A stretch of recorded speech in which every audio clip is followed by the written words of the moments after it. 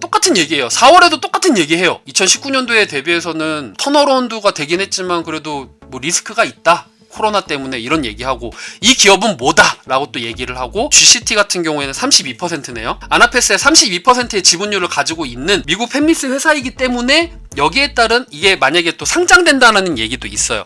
상장된다라는 얘기도 있기 때문에 여기에 따라서 수혜가 갈 수가 있을 것이다. 또 8월에도 똑같은 얘기해요. 추가가 된 게 있다면은 뭐 OLED 설비 투자가 올해 마무리가 되었고 공급량이 이제 21년도에 늘어날 것이다. 8월 리포트의 이제 전반적인 내용은 2019년도까지에는 연간 실적 추이가 많이 안 좋을 것이다. 이게 그래프로도 나오고 숫자로도 나오지만 제가 이거를 띄워온 이유 중에 하나가 아니에요. 저는 저의 스승님처럼 지배하고 꼼꼼하지가 않아요. 저는 쫌생이가 아닙니다. 저는 꼼꼼하지 못하기 때문에 좀 스승님보다 분석력이 많이 떨어지긴 해요. 약간 수박 겉핥기식일 수도 있지만 그래도 좀 도움이 될 수 있다고 생각을 하기 때문에 제가 이걸 하는 거고, 배우는 거를 점차적으로 늘어 나가서 저만의 이제 노하우가 생기면 그걸 또 공유해 드리고 싶어서 제가 유튜브 활동을 하는 것도 있어요. 예, 물론 뭐 수익 창출을 해서 제가 뭐 더 나은 생활을 하려고 하는 것도 있지만, 어쨌든 간에 이런 실적 추이가 있지만 그래도 저는 이거를 가지고 온 이유 중에 하나가 아무것도 몰라도 돼. 이 숫자를 한번 봐보세요. 우리가 주식을 하면서 숫자를 보는 게 굉장히 중요하잖아요. 자, 삼성 디스플레이의 QLED 캐파예요. 이거는 아나페스의 캐파가 아니라 요거는 삼성 QLED예요. 왜 삼성 QLED를 가지고 왔냐? 아나페스가 LCD 쪽에도 들어가잖아요. LCD 쪽에 들어가면은 우리가 떠오르는 게 뭐예요? 이거 OLED 아니야? 라고 생각하겠지만 퀀텀 OLED라는 표현을 쓰면서 이게 LCD랑 합쳐진 거거든요. 우리 스승님이 항상 하는 말 있잖아요. 제 삼성 애들은 쟤네들 사기치는 거다. LG가 그렇게 공격한다고. 항상 말버릇처럼 하잖아요. 그만큼 디스플레이 LCD가 들어간다라는 얘기죠. 그런 관점에서는 아나페스가 물론 OLED도 들어가지만 LCD도 들어가기 때문에 삼성 QLED 캐파 전망을 제가 가지고 왔습니다. 캐파 전망을 보면은 점차적으로 늘어나는 것을 볼 수 있어요. 특히나 막 점프를 하는 수준에 엄청나게 높아지는 건 아니지만 꾸준히 올라가고 있고 21년도에서 24년도까지는 10에서 90까지 올라가요. 그런 걸로 봤었을 때 앞으로의 전망 나쁘지 않다라고 제가 말씀을 드리고 싶은 거고요. 11월은 더 가관이에요. 11월 리포트는 8월하고 진짜 똑같아요. 그래서 그냥 요거 하나만 띄워왔습니다. 물량이 중국 스마트폰 업체에도 납품이 되고 있구나. 제가 아까 말씀드렸죠. 시장 리포트에서 중국향 OLED가 OLED에 투자하는 기업이 좋을 것이기 때문에 중국에도 납품하는 기업 우리가 봐야 된다라고 리포트에서 말을 해줬잖아요. 그런 관점에서는 그 관점이 진짜 맞다라고 하면은 이 기업은 완전히 맞는 기업으로 볼 수가 있는 거죠. 3분기 컨퍼런스 콜이 나오면서 거기에 따른 다른 내용이 나옵니다. 물론 다른 내용이라기보다는 보완된 내용도 있어요. 자, 삼성 디스플레이 내에 여기 더불어서 T콘 같은 경우에는 아까 전에 TV 이런 데 들어가는 관제 시스템이라고 했죠. 여기에서는 뭐 주축 벤더이다 한 몸이다. 그리고 예전까지의 데이터를 보면은 예전에 이거 가지고 성과를 많이 냈다. 그래서 아나페스가 투자를 하고 마이너스가 나와도 투자자들 입장에서는 그 전까지의 실적을 믿고 밀어줬기 때문에, 투자를 했기 때문에 주가가 그만큼 빠지지 않았다라는 설명이 들어가긴 해요. 그만큼 예전에 호황이 있었기 때문에 OLED라던가 이런 투자가 들어가면은 요점 정리 해드릴게요, 나중에. 그래서 주가가 빠지지 않았다 얘기가 나왔었고, 3분기 컨퍼런스 콜을 통해서 최소 5억에서 1억까지의 스마트폰 프로젝트가 성사가 될 것이다. 그러니까 이거는 이 기업에서 우리가 최소 5억에서 1억까지의 투자가 들어갈 것입니다라고 발표를 한 거예요. 근데 이거는 말 그대로 전망치이지 아직 숫자로 찍히진 않았어요. 이게 12월 리포트이긴 하지만 3분기 끝나고 컨퍼런스 콜이 나왔는데 아직까지는 여기에 따른 제가 계약 공시를 찾지 못했어요. 물론 나중에 나오면은 그거를 찾아볼 가치는 있겠죠. 그리고 3년 동안의 기술력이 검증이 완료가 되었기 때문에 투자자들이 그만큼의 이제 믿음이 있었다, 뭐 이런 얘기가 있었고, 시총 3천억 원대가 유지가 됐다. 그러니까 투자자들이 계속 투자를 했다, 이런 거고, 나중에 이제 갤럭시가 될지 안 될지는 모르겠대요. 될지 안 될지는 모르겠지만 중화권에 대한 투자가 컨퍼런스 발표에서는 나왔기 때문에 여기에 따라서 실질적으로 중국의 투자가 들어가면은 수주가 상당수 진행이 될 것이다 라고 얘기가 나오는 거고요. OLED 쪽에서 이제 중국 중화향이 나오게 되면은 1억 5천 대 정도가 이제 수량이 나올 것이다, 이렇게 또 전망이 나오고 있고, 그리고 아까 전에도 말씀드렸지만 아나페스는 팹리스 기업입니다. 팹리스는 이익 레버리지가 강하기 때문에 수익이 나면 날수록 영업이익이 좀 더 유리하게 나올 수 있어서 영업이익률이 더 증가할 것이다, 이렇게 말이 나오는 거고, GCT 같은 경우에는 지금 현재 1월 안으로 심사가 진행될 것이고 하반기에 상장이 될 것이다 라고 전망을 해 주었습니다. GCT에 대한 얘기가 또 1월 11일 기사에 나오더라고요. 미국의 1위 회사와 지금 계약을 체결했다, 요런 얘기가 제가 뭐 한숨을 쉬고 그런 게 아니라 심호흡을 했어요. 감사합니다. 예. 제가 또 힘있게 해야지 또 종목이 또 잘 올라갈 거 아닙니까? 예. 자, 그리고 13일 날 이제 또 아나패스에 따르면은 파트너사로부터 개발비를 지원을 받았대요. 이게 직접적으로 아나패스가 받은 게 아니라 아나패스가 투자한 32% 투자한 기업이 이런 식으로 개발비를 지원받았기 때문에 또 여기에 따른 모멘텀은 들어갈 수 있을 것 같아요.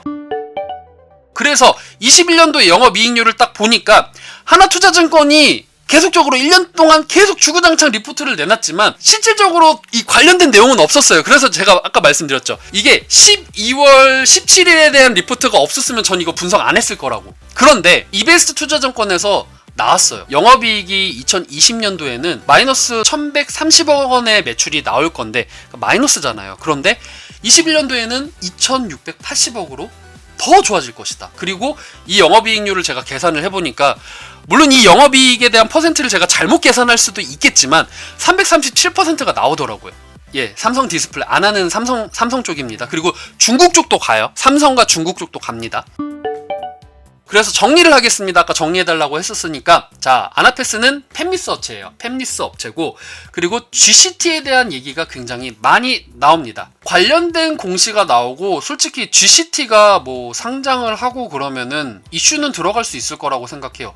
예전에 제가 했던 기업 중에서 자회사가 이제 나스닥을 상장하느냐 마느냐에 따라서 상장이 된다 했었을 때 주가가 거기에 따른 모멘텀으로 올라가고, 상장이 그래서 안 됐다라고 하니 거기에 따른 실망감으로 내려가고, 약간 그런 이슈가 있었잖아요. 이 기업도 아나패스도 그런 관점으로, 만약에 그런 관점으로 내가 투자를 할 거라면은 그런 식으로 똑같이 대응을 하면 될 것 같다라는 생각이 들기는 해요. 그런 식으로 우리가 과거에 이런 식으로 흐름이 갔으니 얘도 이렇게 갈 것이다 라고 추측을 하고, 물론 맹신하진 말고요, 추측을 하고 거기에 따라서 대응하면서 투자를 하는 것도 좋은 방법이 될 수 있을 것 같다라고 생각이 드는 거고요.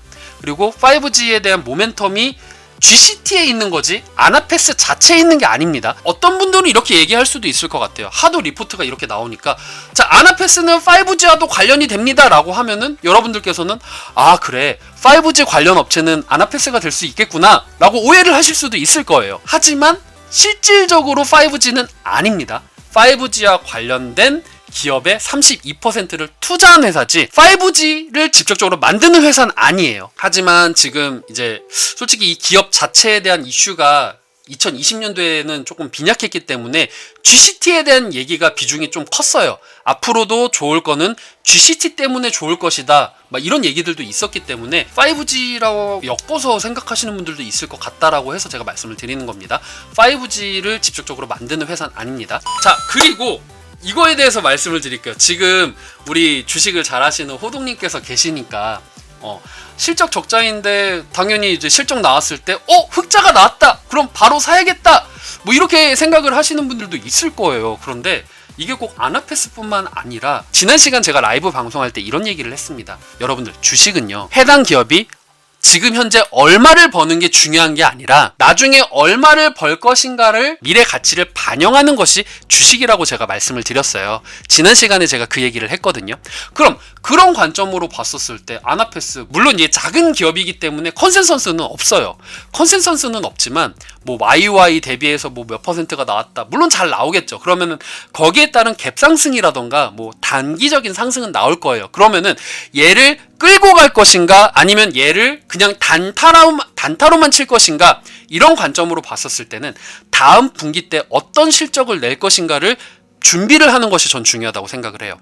그래서 그래, 다음 분기 때 이만큼의 실적이 나오겠네? 그럼 나 들고 가야지. 아니다, 다음 분기 때는 실적이 생각보다 많이 안 나오네? 그러면은 접을까? 뭐 이런 생각도 들겠죠. 그런데 다다음, 그리고 3분기, 4분기 실적을 전체적으로 한번 보니까, 그래, 2분기 때는 좀 별로 안 좋은데 3, 4분기 때는 좋네? 그래? 그러면은 거기에 따라서 우리가 대응을 할 수가 있는 거죠. 그럼 그걸 어떻게 보느냐? 제가 아까 전에 말씀드렸던 여러 가지 방법이 있어요. 저는 이걸 보고 여러분들께 뭐 사라 마라 하는 그런 사람이 아닙니다. 제가 누차 말씀드리잖아요. 저는 주식 전문가가 아니라고. 네, 전 전문가가 아니고 여러분들과 같이 공부하는 주식 핫발이에요. 자, 그럼 저는 어떻게 보느냐? 이 주식 핫발이는 어떻게 보느냐? 아까 제가 이걸 했잖아요. 그러니까 각 증권사마다 여러분들 리포트를 보시면 저 같은 경우에는요. 1년치 리포트를 다 봐요. 여기에 따라서 전문가님들, 저보다 더 훌륭하신 전문가님들이잖아요. 뭐 애널리스트 공부도 많이 하시는 분들이고. 그럼 그 전문가님들이 말씀하신 그 영업이익이라던가 매출액을 다 나열을 해요. 자, 제가 예전에 세경 하이테크를 말씀을 드렸어요. 2020년도 뭐 1월부터 12월까지, 뭐 이번에는 1월이겠죠. 1월까지 리포트를 다 긁어서 증권사의 매출액과 영업이익을 다 긁어요. 근데 이게 매출액과 영업이익이 다 다르게 나올 수 있어요. 특히나 이제 세경 하이테크 같은 경우에는 핸드셋 관련되어 있는 종목이기 때문에 생각보다 영업이익에 대한 예상치가 좋게 나오진 않았거든요. 그래서 똑같은 업체더라도 이때는 1월에는 480억의 영업이익을 예상을 했지만 뭐 12월에 가서는 2억 원의 예상으로 굉장히 낮아졌죠. 그래서 제가 지난번에 뭐라고 했어요?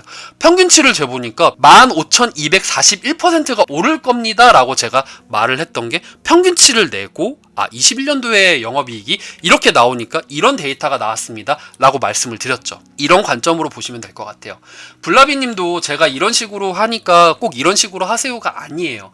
블라비님도 이제 공부를 하시면서 나는 이 관점이 맞구나. 제가 아까 전에 말씀드렸죠. 내가 단타가 맞는지, 내가 아니면 장기 투자가 맞는지, 거기에 따른 성향에 따라서 내가 어떤 식으로 전략을 구상을 하면 되는지, 저같이 이런 식으로 리포트를 다 긁어가지고 평균치를 내셔도 되고요.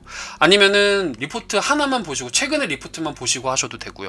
아니면은 뭐 전자공시를 참고를 하셔도 되고요. 그러니까 본인만의 주식을 하시다 보면은요, 본인만의 관점, 투자 습관 이런 게 있을 거예요.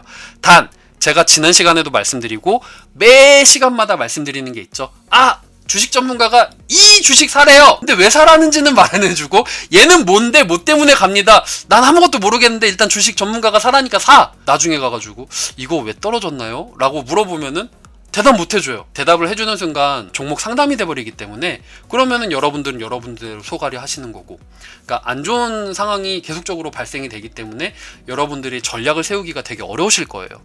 아싸리 처음부터 이런 식으로 공부를 하시면서 주식을 하시면은 여러분들이 공부를 하시면서 좀 투자를 하시는데 도움이 될 거라고 생각을 하고, 아까 전에도 말씀드렸지만 전문가가 무조건 나쁘다라는 건 아닙니다. 주부님들 바쁘세요. 시간 없는 거 맞아요. 직장인들도 시간 없는 거 맞아요. 그러면은 나한테 맞는 전문가를 찾아가는 게 맞아요.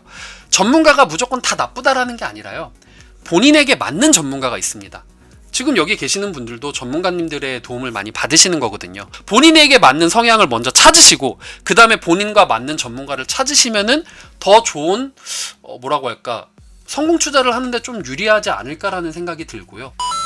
이제 중국향 OLED로 들어가는 이슈이기 때문에 OLED 쪽에서 중국에서 좀 더 호재가 있고 여기에 따라서 수주가 나오면은 팹리스 업체로서 더 유리한 영업이익을 가져갈 수 있기 때문에 혹시라도 물리신 분들이 있다면은 여기에 따라서 좀 대응을 할 수가 있을 것이고,